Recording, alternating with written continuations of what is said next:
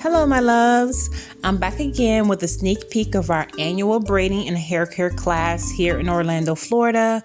Right now, you just get a sneak peek of me setting up all the mannequins. I'm looking forward to seeing about 10 to 15 students in our class today.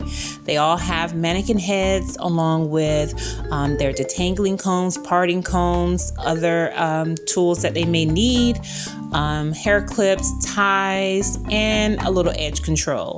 On this doll here, I'll be doing a little demonstration. They also get goodie bags that include, pamphlets and things they can take home to continue practicing, okay?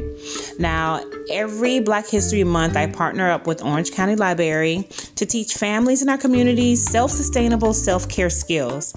I also enjoy providing each class with the necessary tools and demonstrations that will take their knowledge and their skills to the next level.